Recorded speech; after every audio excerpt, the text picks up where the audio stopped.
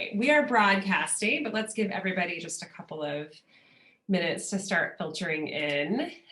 For those of you who don't know me, my name is Holly Amaya, and I am the co-founder of Story Imprinting. And at Story Imprinting, we teach great companies and humans the art and the science of storytelling. And I think a lot of people think that storytelling is sort of this purview of like a marketing department or journalists or PR people. And the reality is we all are made of stories. We all have great capacity for storytelling. And that is what we aim to do in all of our trainings and all of the services that we offer. I am here today with the fabulous Patti Perez, a woman who I admired for a really long time before I actually knew you. Did you know that, Patti, that I was sort of didn't. I'm so flattered. That's amazing. Yeah. So I came to San Diego as a lawyer, and you were sort of this big, you are, but especially, then as well, you're this big name in the employment law realm. And so I had always respected your work from afar. And you've had a really interesting transition. Like you were in a firm and then you were doing workplace investigations on your own, I believe, right? And I'll let you talk more about this. And then you've transitioned to what you do now, which you are the chief drama slayer at Persuasion Point, which there's so much to unpack there. So tell me a little bit about, I want to know a lot about chief drama slayer, but tell us a little bit about your professional arc and kind of how you got into practicing law, like what drew you to that, and then from there, where did your career take you? Right.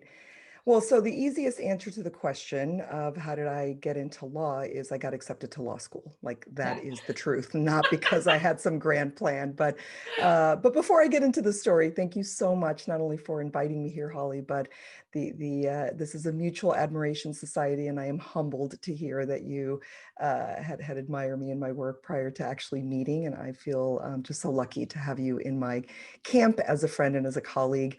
I'll do a little bit of a start from the beginning, just because I think it sort of informs some things. So I'm an immigrant from El Salvador. My immigrant story is for another day, but super fascinating because it involves my dad getting in the wrong line at the U.S. Embassy in San Salvador and accidentally applying for permanent residency. But we settled in San Francisco first, South Central LA for most of my formative years. Went to high school in Houston, Texas, and wanted to get out of Dodge and back to California as soon as possible. So I was at UCLA for both college and law school. But that part of the trajectory actually becomes really important to what I do now for a living. It's really the combination of my professional passion, my intellectual passions, but with my background, my family background, my ethnic background, really informs a lot of what I do. So truly, I went to law school because I got accepted. I was an English literature major. I understand all of that, by the way. Yeah. Getting accepted, you're like, this sounds like a good right. And I got accepted to UCLA Law School. So not too shabby. Not too shabby. But clearly, I give you some of my background because there were no lawyers in my family. There were no lawyers in my midst. There were no lawyers in Linwood. Certainly not that, were part of my circle, thankfully, because we didn't get into legal trouble. And so I went there really not knowing what it meant. And I knew probably the first week that being a lawyer was not for me, but what was I going to do at that point?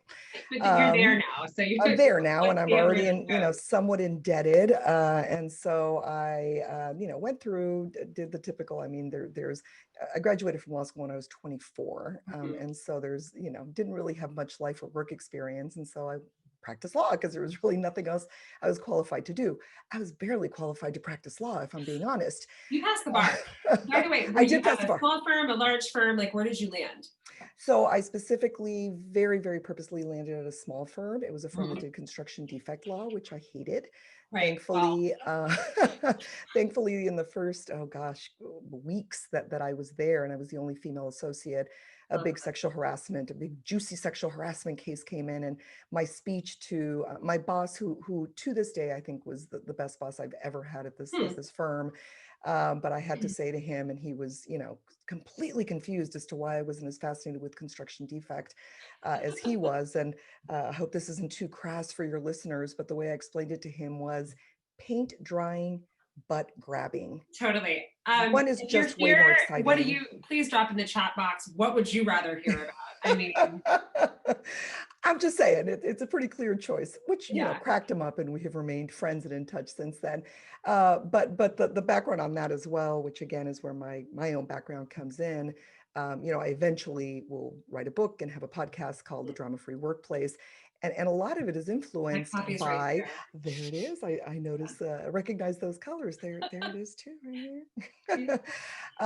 But part of the reason for the title, and now I realize really the reason for my fascination with what I do, being a litigator was not for me. I don't Right. see the world in black and white. I wasn't a good zealous advocate because I was always looking at it from both perspectives. Yeah. And it didn't utilize my best skills. So I went into investigations and what I shorthand would call workplace drama. And I started just, sort of analyzing what is it about this work. And in truth, I probably should have gotten a PhD in psychology instead of Mhm. a law degree, but the law degree has served me well. The time that I practiced has really been helpful.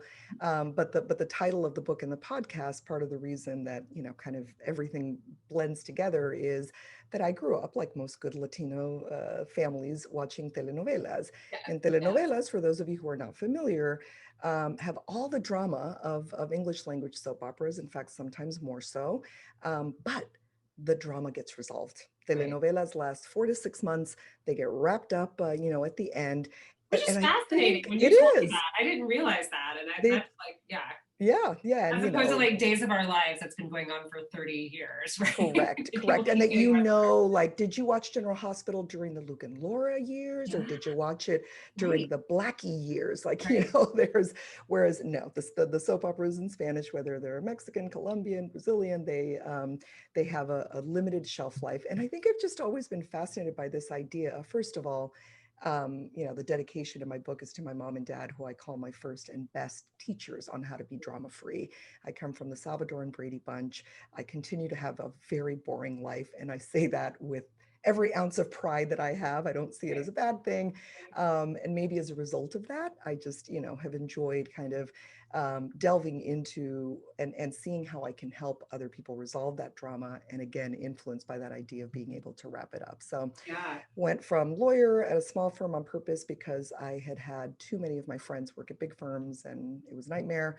Although I did eventually end up working at Skadden Arps in DC, but did HR, workplace sleuth, conducted in excess of 1,200 workplace investigations, loved it, but was tired of sort of band-aiding and the shift had been from litigator to crisis manager. mm, One of my favorite nicknames that a client called me was the workplace wolf, after the character in Pulp Fiction, where I just came up and cleaned up the big messes. right, Fun, but emotionally taxing. sure, And frankly, I was kind of doing, after a while, the same investigations, just with different, names and parties. right. So Which had to have been maddening, by the way. You're like, at, okay, I'm seeing the same thing over and over and over. Like, what is it? What needs to yeah. change? Well, and frankly, it was really analyzing, seeing all these patterns, and I thought, I need to write a book. I need Mhm. to pivot and now do what I, refer to as being a systemic change agent instead of just kind of band-aiding these problems. So that's where I am now. I do work in everything related to creating and sustaining a healthy workplace culture. That includes, using my background as a workplace investigator to help people prevent drama in the workplace, nip it in the bud if it does start, investigate it, resolve it, do everything that unfortunately too many organizations don't do when it comes to workplace strife. Yeah. I am doing a lot of team and executive and leadership building work. But a big part of my work now, not surprisingly to you and probably to your audience, is work in the diversity, equity, and inclusion space. So I want to dive into that because you and I, did a prep call and we talked a lot about this. After, for me, doing messaging and PR after George Floyd was murdered, we were inundated by calls from I think well-intentioned companies that wanted us to draft these statements, and I had a couple of thoughts on that. We turned most of that work down because I just felt like, okay, is this just performative? Like, I get the intention is there, but I want to know, what have you been doing in this space? Like, what are you committing to do in the future? And I wasn't really satisfied with any of the answers. Also, as an aside, I mean, as I shared with you, I'm a white woman. Like, how I'm good with words, but I don't know that this is the work that is the best and highest use of my experience and right. I have not lived that experience. And um, while I am absolutely supportive of companies taking steps to increase diversity, to increase inclusion, which I know is a big one, which I want to talk to you about. And actually, like, once we've gotten the diversity, how do we change the culture? But it just felt like there was some performative aspects of what companies were doing at that time. And if you're here and you're watching this and this speaks to you at any point, we want this to be didactic. I could talk to Patti forever, and I think vice versa, but please hop in, give us a hell yes and amen, disagree with us. We want to know, your thoughts on this as well. You could even throw in Spanish. You can give us a si se puede. Yes. Yes. So, you've been doing this work for a long time, I guess is what I'm saying. Did you see any sense of that in your own work? I'm sure there's been an uptick and an upswell, but how do you approach the DEI work against this very unique backdrop where more people are reckoning with systemic racism in this country? Right. Whew, that's a lot to unpack. No, it's good. So I'm going to talk about organizations and leaders and people trying to tackle this problem from both ends of the spectrum. Mm-hmm. The one is, absolutely, I was extremely frustrated at first when I started seeing the dozens, if not hundreds, of statements that were put out that might have been lauded by PR departments or maybe vetted through legal departments, but were thin when it came to what they were saying. And right. I'll give you an example in just a second, but that is, prior to all of this blowing up, when I published my book, when it was published last year, and people would ask me kind of, what is the one big takeaway if you can, and I would say I can actually do one big takeaway, and that is authenticity. That there is not one thing that I don't preach, whether it's in my writing, whether it's in my training, whether it's in my consulting, any work that I do. If you're not authentic about what you do, employees and people have a very, very highly sensitive BSO meter. Totally. And it's not going to help you. And in fact, more than likely, it's going to backlash on you. It's going to end up, causing more bad than good. So it was definitely frustrating to see some of those. So I shared with you that I certainly did this. And I think many of my colleagues in the DEI space did this. The first thing I would do when I would see a new statement popping up that we support Black Lives Matters, et cetera, is I'd go on their website and onto their leadership page. And guess what? What did you find? Not one time did I find a leadership team that was even like a little bit, diverse. Like it just was certainly not related to race. A couple of them had a couple of white women on their leadership team, but even that was pretty rare. So right. To me, that I would say that for a company even today that is putting out any statement, even if it's not related to a specific event, just make sure that you are, walking the walk, not just talking the talk. The example, I wrote an article about this, was the entire Amy Cooper situation. Mm-hmm. And she had worked for, the investment firm. Investment bank or Templeton, something Templeton, yeah. Franklin Templeton. Right. And they immediately put her on leave and then very swiftly ended up terminating her. And their public announcement was, we don't tolerate racism. And so, we're firing her. And so in this article, I talk about a couple of things. The first is, that's your stance, is you don't tolerate racism. Well, I would not want to work for a company that says, I love racism. Like, okay, I hope you don't. Yeah, but that should be like the base, like right. Yeah, right. But also, and you'll appreciate this as a wordsmith, it is so imprecise. Mm-hmm. What do you mean? So you've drawn a line. You're saying that for sure, if you inappropriately call the police on a Black man for the sole purpose of scaring him and likely putting his life in danger, that's a bridge too far and we're going to fire you. What about if she had engaged in a series of microaggressions that were racial? What if she had a record of giving evaluation scores that were higher to certain people than to others? Is that racism?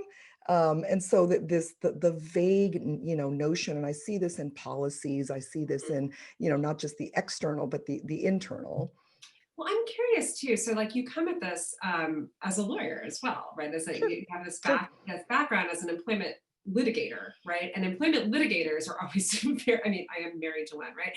They are very, words deeply matter to lawyers, right? And I'm wondering if, how do I phrase this question? I'm wondering how that impacts your ability to go into an organization and really urge them to take the steps to make real change, right? So to address the microaggression Right, piece, or right. to address the feedback and reviews, and how are we, how are we extending our policies in a fair and equitable way to all people of all colors and races and creeds? Like, are the lawyers a hang up? Just a little bit. Yeah. They I love a are. lawyer, I know, but Right. I'm married to one as well. yeah. And I, I still pay my bar dues, so I guess I still am one. So a central theory of my book and of all the work that I do is something I call the litigation avoidance paradox. Yeah. And really, if I put it in a much more general way, it's the paradox of fear. Mhm. And so it is this idea that too many lawyers, and now frankly too many HR professionals even, have bought into this idea that the way to handle anything related to employee strife, employee concerns, is to assume that they are going to sue you one day, and to Right, do everything in your power to check some boxes to make sure they don't, which right, translates into treating them like they aren't human.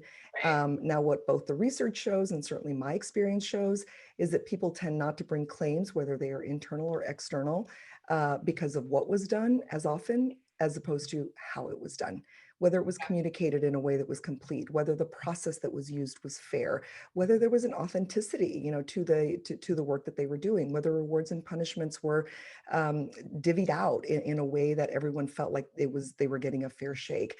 And so, ironically, and this is why things happen the way they do, my legal background actually gives me license to mhm, be able to say that, and in right, some ways to be not critical of employment lawyers, but to say we each have a role. right. Trying to define workplace culture is not your role, litigator. And the analogy that I make is, if you're an avid skier and you really, really want to go to a conference and enjoy it, do you go to one that's sponsored by the Doctors of Americas, who's seen Great nothing but analogy, broken yeah, but broken bones? Or do you go to the one that's the, ski aficionados of America, who are going to right, make it fun? right. So yeah, so it's good and bad. I definitely, they make the job harder, but the fact that I'm a lawyer makes it easier for me to come in to counter some of that fear-based leadership. Right. A question that popped up in the chat is, how are microaggressions and biases built into 360 reviews? Something to ponder. And I'm wondering if you have any specific, experience or insight on that. Yeah, I do. So my answer, one point, it really is to any review, whether it's just a regular, traditional review or a 360. One of the pieces of work that I do is I use an assessment that looks at, among other things, strengths and Mhm. behaviors. And something that I've been able to use that for is to really uncover some biases that, look like they might be about gender or about Yeah. race or ethnicity, and they're really about a bias of, we think that the way that we have succeeded is really the best way, the behaviors that Right. we've engaged in, the strengths that we've used. And so I think you and I shared the story that when I look at lawyers, and certainly a disproportionate number of male lawyers, some female lawyers as well, they have in this portrait that we create as top strengths, things like, aggressive and competitive. Mhm. Yeah. Well, in my portrait, competitive is the last one. It doesn't mean Interesting. that I don't like to win. It means that Yeah. I don't like to win at any expense. But more important, that's not what satisfies me. Yeah. My top strength is analytical. And Right. so I've used this portrait to be able to say to leaders, can you imagine that the way that you've succeeded might not be the way that other people are using, the skills. And I use my analytical skills to really get to the same point of success that you do. It just looks different. And Right. so I think that is definitely one element in terms of, we're just biased in terms of how we define success. And Mhm. that absolutely comes out, whether it's a review that I'm giving to a subordinate, or the other way around, if it's Right. 360. Yeah. What would you say? I mean, you shared with me this really cool DEI checklist that you guys, the Persuasion Point has. But I'm curious, and I want to hear about that. I'm curious, from just a 30,000 foot level, what is essential for a healthy workplace culture? It may sound like a very basic question, but I think, there may be people watching this that are like, I'm in this organization where we've like done none of this work, right? We have like a person in HR maybe, or we have like an operations manager that takes on the HR function. But we care about our people and we want to be, we want to do right by them. So where do people start? Like, what are kind of the building blocks? Right, right. Well, first of all, I would say to make sure that you've got the base. Mhm, So if, for example, you know that you have a workforce, whether it's a workforce of 10 or 10,000, mhm. that is not satisfied with their pay, then don't bring in a ping pong table thinking that that's going to be, Or like the magic kombucha, solution. Yeah, unlimited kombucha. We don't want your exactly. kombucha. We want a Exactly. living wage. Right. So there is kind of, the whole hierarchy of needs, right? I mean, you really need to look at whether those basic needs are being met, whether it's pay, whether it's physical safety, whether it's, psychological safety. I mean, all these things that are sort of basic. I would say that the starting point would be, and I have a pyramid of a healthy workplace culture in the book where I kind of outline here's a toxic workplace has none of this. Okay workplace has these characteristics. A mediocre one has this, but then a really, really healthy one has these characteristics. But you can't go straight to the top. And so that's my first piece of advice is just do a little bit of soul searching and checking and being honest with yourself in terms of whether some of the things that are at the lower parts of a pyramid are already there. Yeah. If you feel comfortable, then the next step would be back to this idea of authenticity.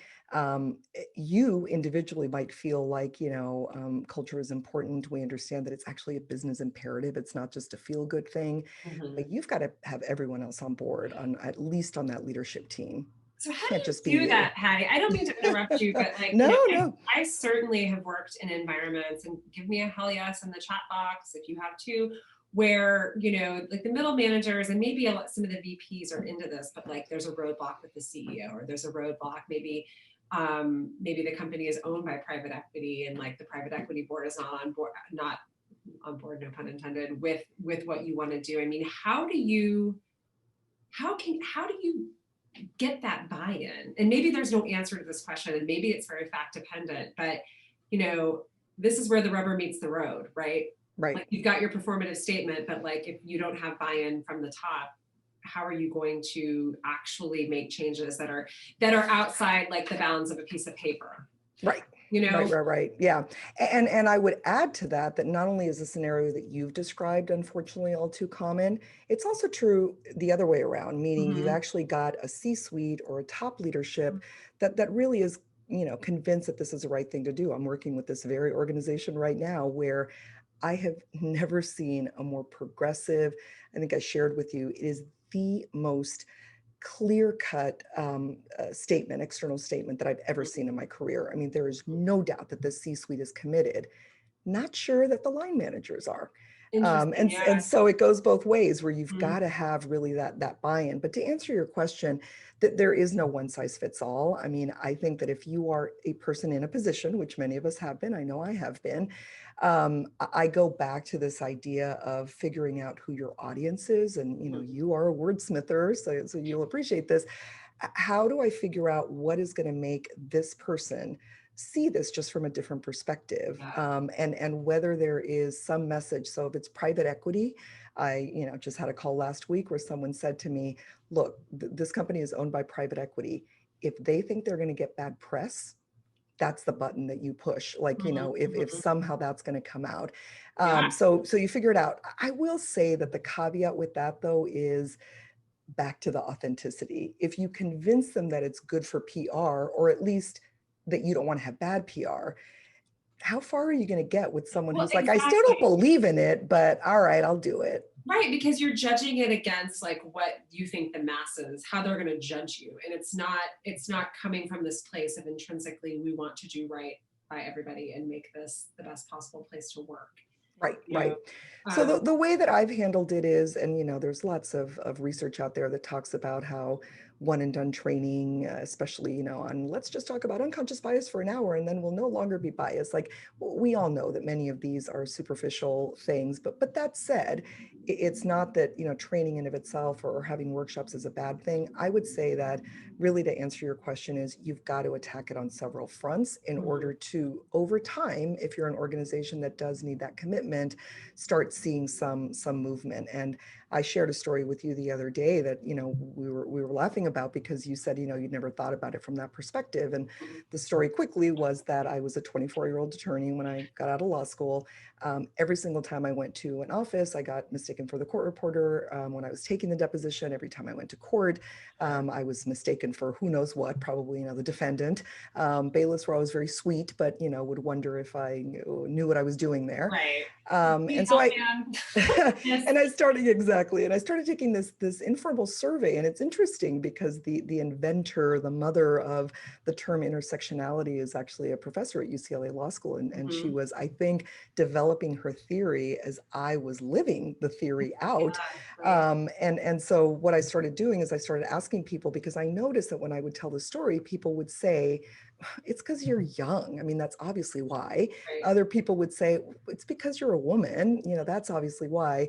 And without knowing the terminology, I realized it's not because of one of those things. Right. It's because of the combination of all of those things. Because when I speak to young people who are just as young as I am, but they're men, they get asked 0% of the time if they're the court reporter, no matter what, skin color they have.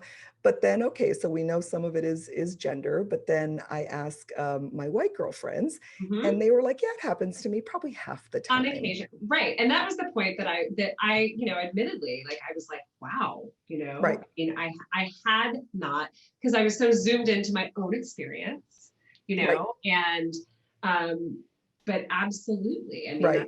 And so what I have found is that all of us sharing that story has changed your perspective and your point of view. That's so much more effective, I think, than saying, hey, if you don't do diversity, you're going to get bad PR. Well, absolutely. I mean, that's what, I mean, you just hit on something that Anne Marie and I, weave into every training we do, which is, the quickest way to purchase trust and to have an authentic connection and to make people see like what it is you're trying, to persuade, is through a story like that, because you're absolutely right. I will never think about that the same way, and I lived an experience of being mistaken for a court reporter, but probably a quarter of the time that you did. And why is that? It's because I'm white, and I think I think we can't underestimate the power of these little stories that maybe it took you 30 seconds to tell that, but it's made this lasting impression. Speaking of lasting impressions, I'm curious, we touched on this in our call the other day. You said that you've seen a lot, maybe companies get the diversity thing, like they're hiring more people of color, they're hiring differently able, differently bodied people, they're hiring LGBTQ folks, but then maybe there's still a big inclusion problem, there's a big equity problem. So are you seeing that a lot? And how do you help clients first see the issue and then remedy the issue? Yeah, without a doubt. And, I refer to it as putting all of your DEI eggs into the D basket. And it's what we've been doing as organizations and as leaders, since the concept of corporate diversity started. And that is, let's just get people in the door. And I have lots of opinions on that in terms of, being impeccable with your words. And if you're saying things like, oh, I just can't find any diverse candidates who are qualified, well, you're creating a narrative that is not only going to be failure, but also for the diverse people who come in, they're not exactly going to be looked upon as, so there's a whole diversity side. But then once you get people in the door, you're right, the equity and the inclusion piece are not only vital, but unfortunately really not recognized. And so going back to issues like, microaggressions, going back to issues like pay equity, which, by the way, since we're on that, I can't not say this, that it's another example. We hear all types of media. I think it's in March when Women's Equal Pay Day occurs, and that's a big deal. Guess what? Next Thursday, the 29th, is Latina Equal Pay Day. So Mhm. again, that idea of intersectionality and the Yeah. idea of recognizing kind of, the differences. But so what I help companies with is certainly on the diversity side. I mean, I just help, a company put together metrics so that the diversity goals that they're establishing don't have unintended consequences. And so Mhm. saying to someone, for example, we expect that you're going to hire this many people, but without actually giving them the support that they need is going to be a failure. But then on the inclusion and equity piece, in the equity piece, I talk certainly about, again, the basics, things like, pay equity. But the phrase that I use that you've heard me say already is, do people feel like they get a fair shot? Yeah. And that is in the entire employment relationship. I focus a lot on that concern part. So if you are a person who has been, there were companies who said, who are now being sued, frankly, by some of their employees, their women of color employees, who said, we saw that Black Lives Matter statement that you put out, but my Black life didn't matter when I came to you and said that I had been the victim of X, Y, and Z. Right. And so it's a little, it's an ignored part, I think, of diversity. I Yeah. call it the missing link, is kind of how you solve those employee complaints, whether you actually pay attention to them. Do you say things like they're just playing the race card? Do you say things like, that's just Holly, that's just her management style? Right. Or do you actually, look at these issues through the lens of racial equity and equity, Right. for everyone? So that's the equity piece. And then the inclusion piece is, are you creating an environment where people are feeling like outsiders, others, different than, or do you, and that's everyone. I don't just mean diverse employees, I mean everyone.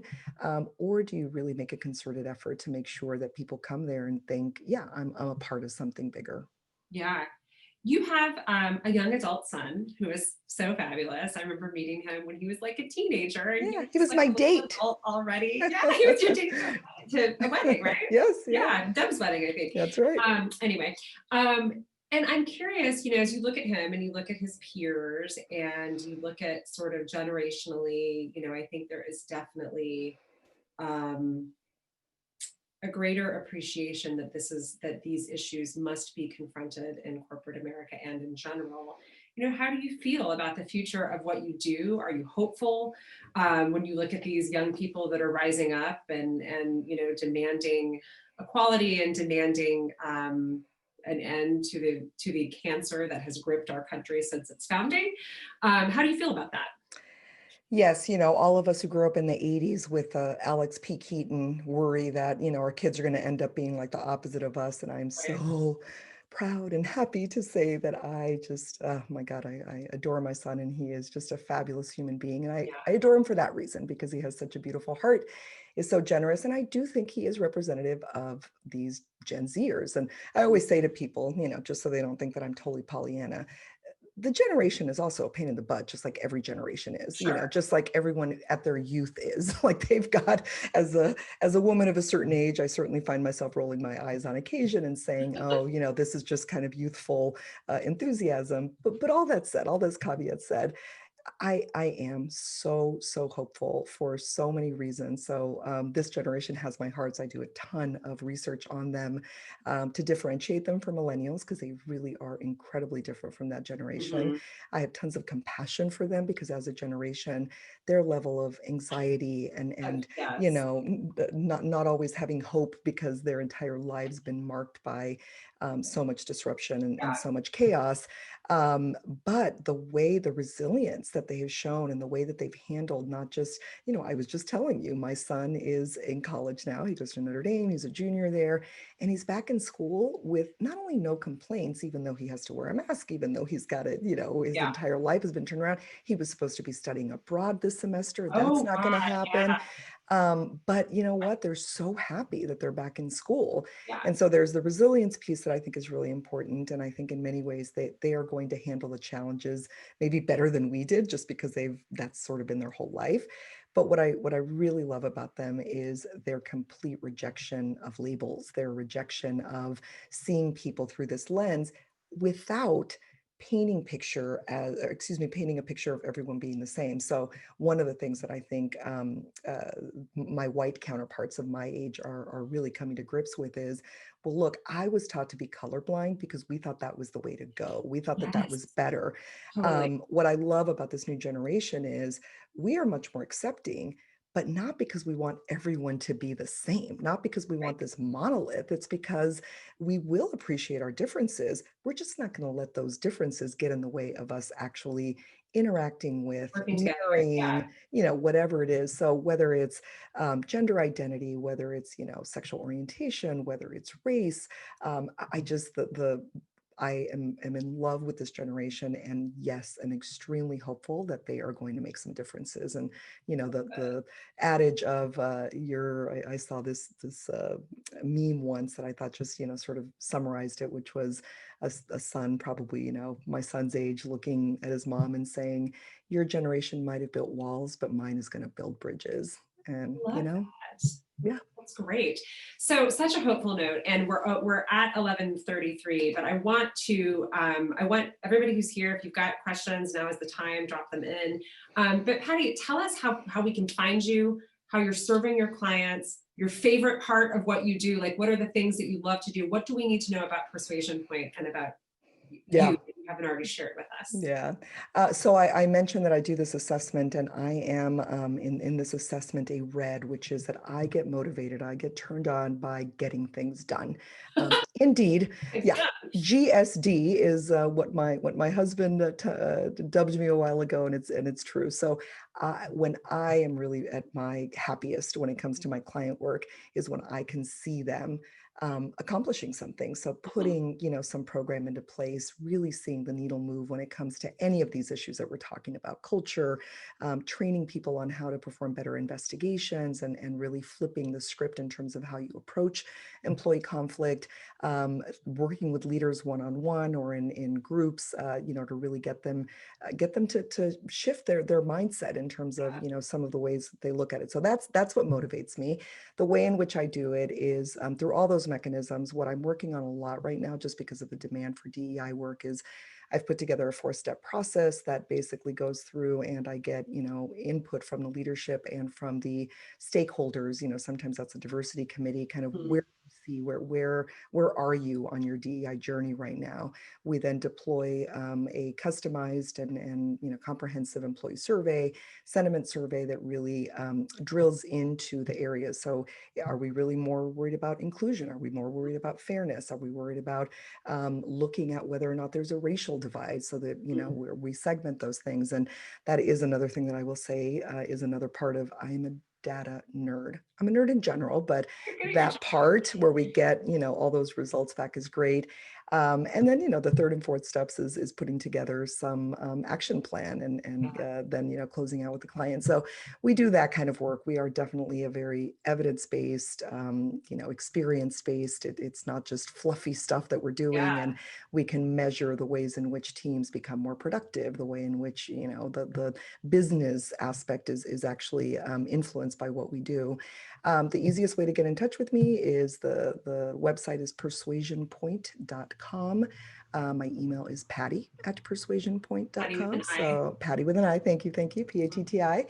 And you can also find my book on Amazon. It's on Kindle, hardcover, and even on Audible. I read my book. I had to audition to read my book, but thankfully I had to audition to read my own book, but thankfully I got the gig.